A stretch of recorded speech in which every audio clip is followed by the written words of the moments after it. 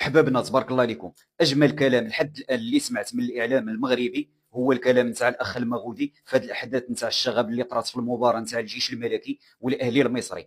اجمل كلام الاخوان، غادي نخليكم مع هذا المقتطف حتى حنا بغينا حقنا. كما تحرم جمهور الجيش الملكي ما يحضرش جوج مقابلات في دوري ابطال افريقيا، بغينا القانون يطبق حتى على الاهلي المصري. نخليكم مع هذا المقتطف الاخوان. اطالب الاتحاد الافريقي والاجهزه ديال الاتحاد الافريقي بالعداله القانونيه في التعامل مع هذه الاحداث.